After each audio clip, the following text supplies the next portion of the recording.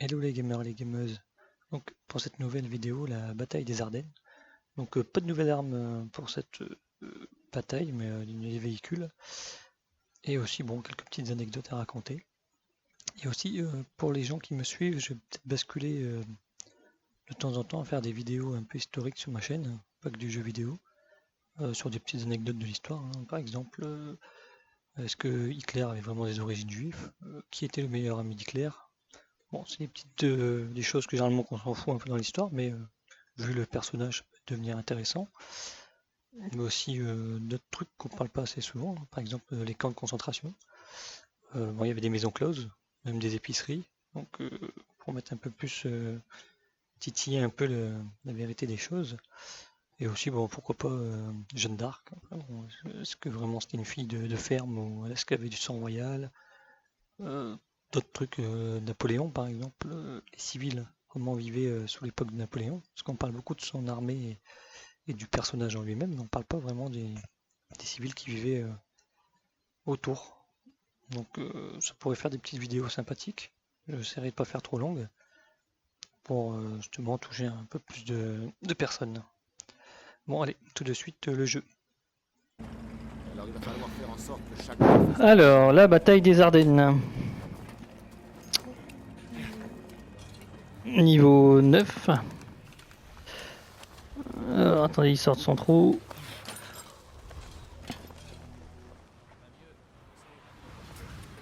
Donc alors, la bataille des Ardennes. Donc c'était une attaque surprise allemande qui a été effectuée le 16 décembre. Donc la mission les missions qu'on voyait juste avant, c'était pour justement que les Allemands ils préparent leur offensive dans les Ardennes. Donc l'objectif pour les Allemands c'était en fait d'attaquer par les Ardennes. Donc les Américains ils s'y attendaient vraiment pas, hein. Ils pensaient vraiment que les Allemands étaient en train de reculer comme des fous. Et ils ont attaqué les Ardennes pour justement après tourner sur la droite, aller vers la Hollande et prendre Anvers en fait. Donc passer la Belgique et la Hollande. Justement pour éviter que les Américains ont leur ravitaillement le plus vite. Parce que là il faut vous dire que sans Anvers, les Américains, leur ravitaillement il vient de l'Atlantique, du côté de la France, et ils doivent traverser toute la France pour rapporter leur essence, nourriture, munitions et tout ça. Et renfort en hommes. Donc le fait que si les Allemands ils arrivent à prendre Anvers, ça complique un peu le ravitaillement américain. Eh, regardez, un vrai Saint-Nicolas. Oui, il faut savoir que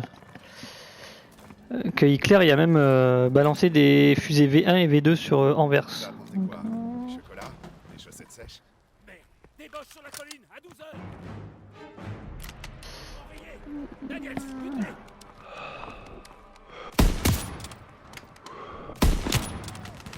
Alors il faut savoir que dans les Ardennes, ça a eu beaucoup de combats comme ça en fait.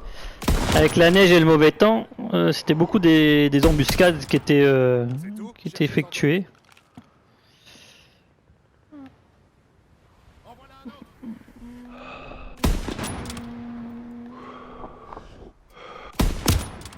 Beau tir, Daniels. Cochin ne rentrera pas.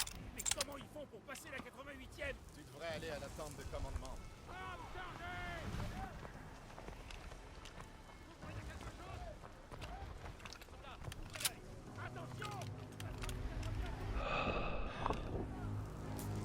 Donc en fait voilà, c'était beaucoup, même les Américains, des fois ils partaient en patrouille et ils étaient pris dans les embuscades. En fait les lignes ils se passaient l'une sur l'autre et donc il y avait beaucoup d'entrées dans les lignes sans que les soldats s'en rendent compte qu'ils rentraient dans la ligne ennemie.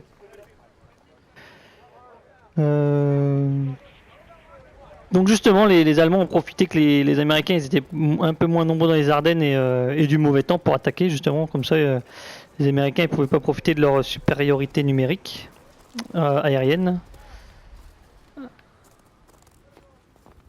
pour justement pouvoir attaquer, on dira homme contre homme et char contre char, en sachant que les Allemands ils étaient en char, ils étaient supérieurs en technologie.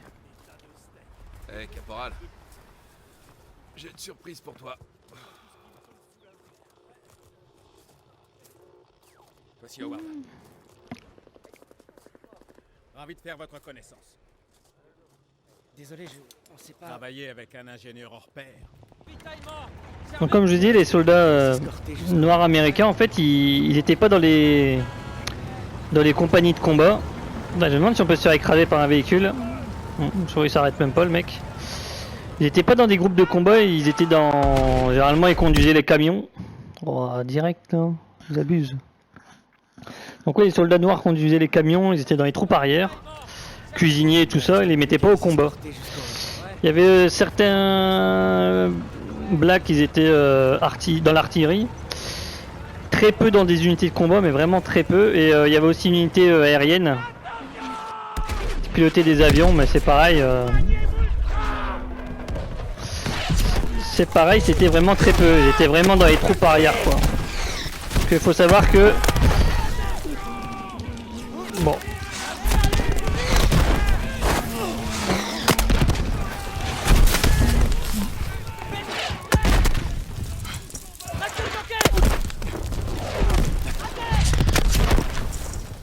Bah, je vous dis, en réalité, si vous tombez sous un truc comme ça, c'est pas la joie. Hein. Ça va? Ouais, je crois. Vous essayez de nous fatiguer avant l'attaque. On doit retrouver Pearson. Tous avec moi. Par ici. Et aux personnes. Et donc c'était pour vous dire que en fait l'Amérique à l'époque était très très raciste, donc ils aimaient pas trop les blacks. Ils sont franchis nos lignes. Il y a une radio dans notre ancien PC. Couvrez-moi le temps que je la mette en marche. Ce PC est trop proche de l'ennemi dans la gueule. Hey, fais ton boulot. Howard meurt, on est tous foutus.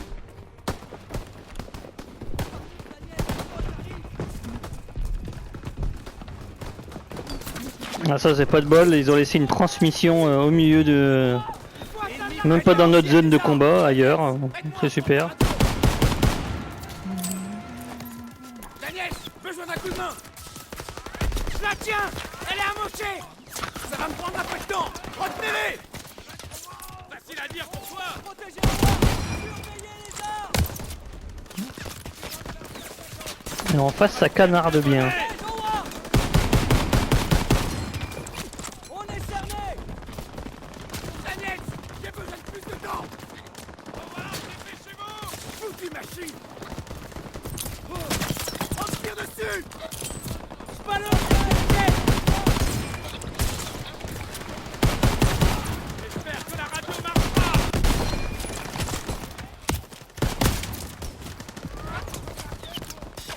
La radio est réparée. Ça y est, prêt.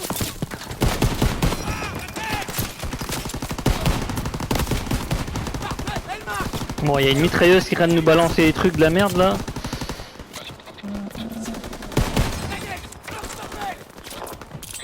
Fumigène. Rover Joe. Ici Dagwood, White 5. Je demande un soutien aérien. À vous. Bien reçu, Dagwood White 5. Alors la mission aérienne, hein, c'est bien, ça change un peu. Dans le P-47 j'en ai déjà parlé. Après il faut savoir que aussi le P-51 était ok. P-51 était aussi mis pour escorte de bombardiers.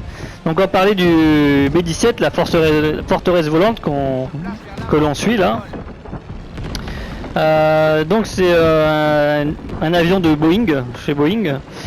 Donc le premier vol a été fait en 1935 de cet avion, de cette forteresse, et ça a été mis en service en 1938. Donc faut vous dire qu'il y a des mitrailleuses partout et des bombardiers. Donc équipage 10 hommes, vitesse 462 km du bombardier, plafond 10 850 km.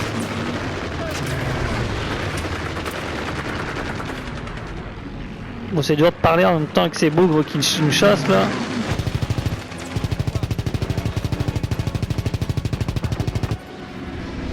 Tire de DCA. Vas-y en course, poussez.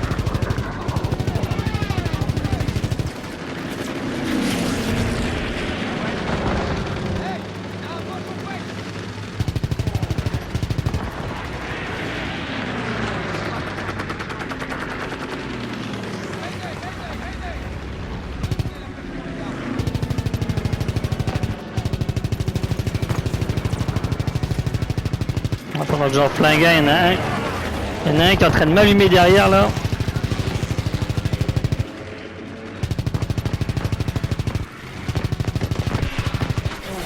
Bon voilà.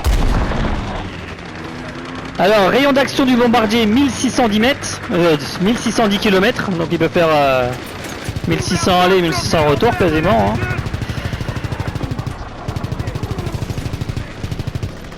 Armement 2724 kg de bombes, 13 mitrailleuses Browning de 12,7 mm.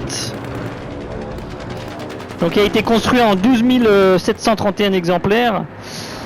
Et pendant la guerre, ils en ont perdu 4750. On est touché! Je répète, on est touché!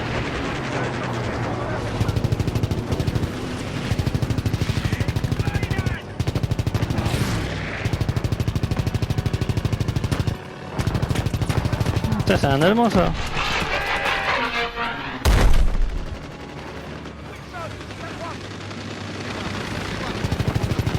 Donc il faut savoir que normalement, merde, c'est un Américain. Mayday, mayday, mayday! On va s'écraser! On va s'écraser!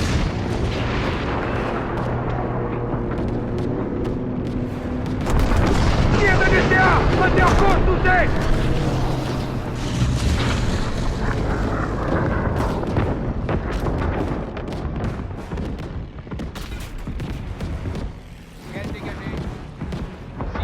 Donc en fait, il faut savoir que quand les bombardiers se mettaient en formation, quand ils ouvraient les soutes pour bombarder, en fait, nous les chasseurs, en fait, on passait devant, en fait, pour faire une forme une espèce d'essaim qui protège les bombardiers, puisqu'ils étaient vulnérables au moment de bombarder. Ils avaient des mitrailleurs en moins devant parce qu'ils s'occupaient du bombardement, et aussi parce qu'ils devaient ralentir. Donc c'était des cibles.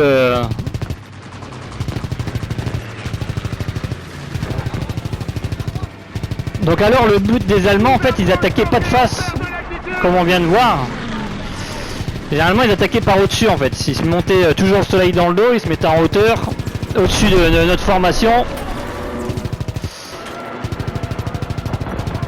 Et ils attaquaient par en haut, en fait. Donc il y avait un groupe de chasse qui était occupé d'éloigner nous les chasseurs, en fait. Comme ça on les suivait. Et un autre groupe, il s'occupait des bombardiers. Donc en fait le but du jeu, en fait, des chasseurs comme nous, en fait, c'est de rester en contact avec les bombardiers.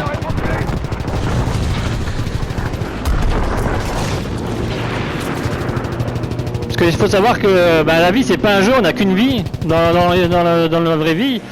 Donc le truc, c'est que les chasseurs, ils auraient pas pris le risque de passer une formation de bombardier avec des chasseurs collés à eux, en fait. Parce qu'en fait, si on est collé au bombardier, faut vous dire que dès que lui il passe et qu'il tire sur le bombardier, moi je le prends en chasse et je me retrouve derrière lui, et là il risque de mourir. Donc en fait, quand les chasseurs restaient au plus près des bombardiers, les chasseurs allemands n'attaquaient pas. Hey! Vous êtes censés nous protéger! On est touché! Je répète, on est touché! Imaginez aussi dans la réalité le bordel que ça devait être là-dedans, là.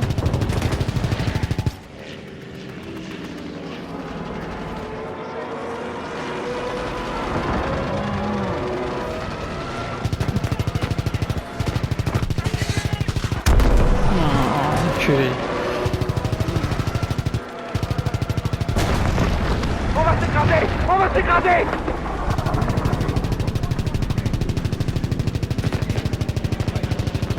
Ouais, la réalité, ça se passerait comme ça, en fait. Il se mettrait en chasse pour tirer sur le bombardier, moi je le prendrais directement en chasse et j'attaquerais. Donc généralement, quand un groupe de chasseurs restait près des bombardiers, les chasseurs allemands ils attaquaient pas, ils restaient au loin.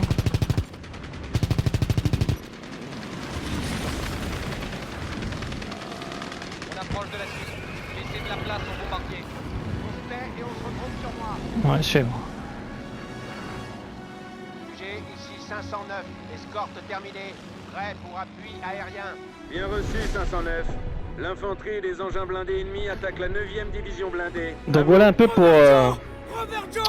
les combats aériens, en fait. Ils sont sur nous. Où est notre appui aérien? En attente, Dagwood White 5. Avion en route à 50 mètres. À vous. On dégage de là, allez! Il faut se barrer les gars. Oh putain, ouais, il faut se barrer là. Allez, on doit retourner sur la ligne de front. Retournez sur la ligne de front. Allez! Ils sont derrière nous! John, les renforts aériens sont en route. Tiendra pas! Il va falloir qu'on résiste encore un peu! Ouais, je me demande même si c'est pas mes potes qui me tirent dessus de temps en temps là. Quelqu'un prête la mitrailleuse!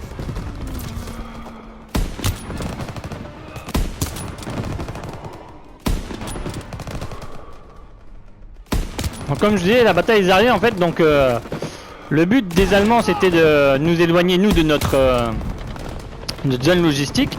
Et il faut savoir qu'eux ils sont vraiment près de leur zone de renfort et de munitions et de nourriture, donc ils ont moins de route à faire. Et il faut dire que les Allemands ils ont recruté à ce moment-là des jeunes de 16 aux hommes de 60 ans justement.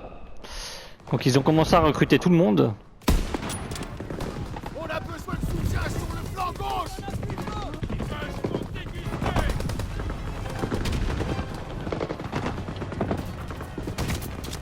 Daniel, que par ici! Éloignez-les de nos chars!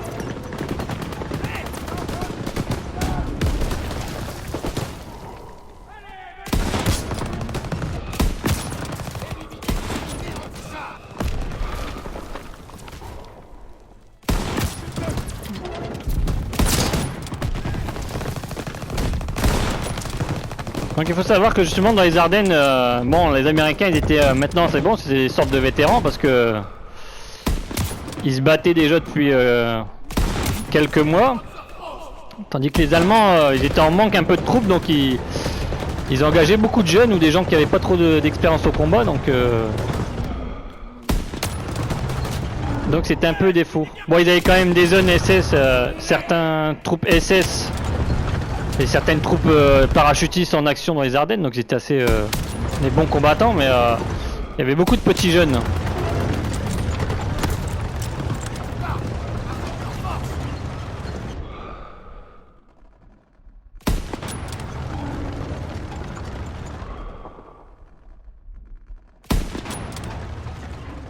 En formation!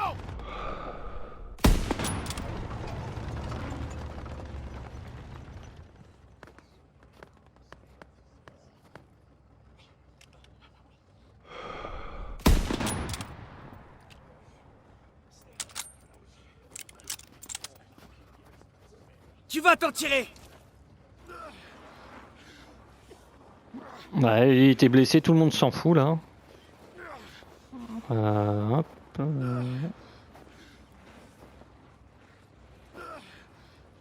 J'ai fait un peu de la merde là. Allemand, droit devant, dis-donc. Bon sang. Bon, ouais, il est mort. C'est dommage. Où sont mes copains là? Préparez-vous! Bon, allez, c'est parti.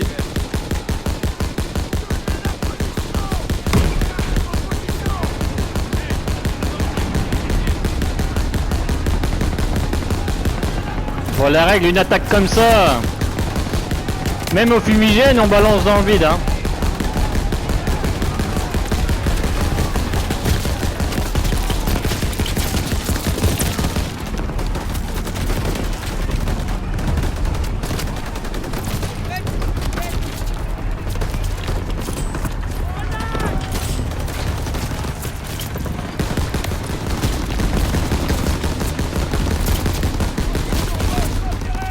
Voilà, le sang.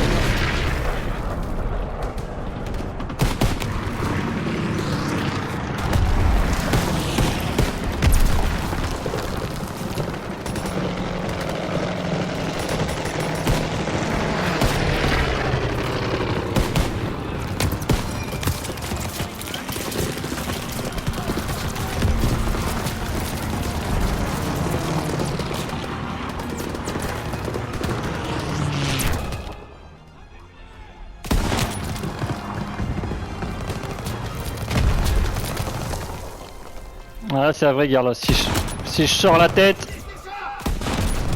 je suis cuit direct.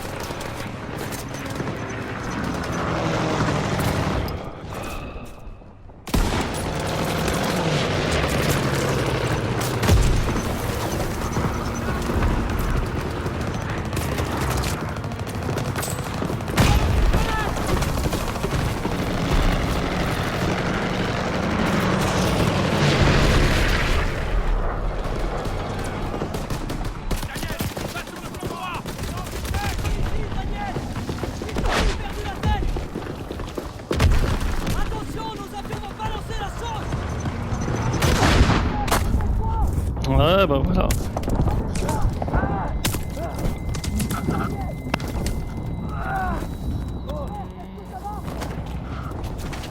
Donne-moi ton arme. On n'aura pas le temps. Les moches là.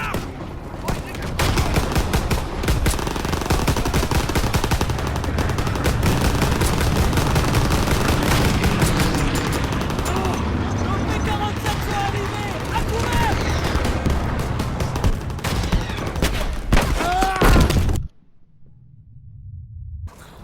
Ouais, après il faut savoir aussi que les Allemands, les Américains, quand J'ai déjà vu ce regard. plutôt les Allemands, quand ils ont attaqué en fait, c'était pas vraiment pour avoir une victoire contre les Américains, c'était vraiment pour essayer de faire avoir des conditions de paix en fait avec les Américains, comme ça les Allemands auraient pu se retourner plus contre les Soviétiques. C'est un peu ça le but. C'est juste pour dire aussi que à partir du 24 décembre, le temps s'éclaircit, donc les avions ils commencent à ressortir les Alliés, donc ils ont fait 5000 sorties les Alliés, et les Allemands ils ont fait 1000 sorties d'avions. Il n'y a pas vraiment de chiffres de pertes, donc pour pas dire de conneries, je vais rien dire, mais aussi bien américains que allemands, on sait vraiment pas les pertes ce qu'il aurait pu avoir. Donc il faut croire peut-être que les chiffres sont connus, mais qu'ils sont cachés pour éviter que les gens ils soient traumatisés par cette bataille, mais enfin bon, voilà pour la bataille des Ardennes. Donc les gamers et gameuses, je vous dis à une prochaine vidéo.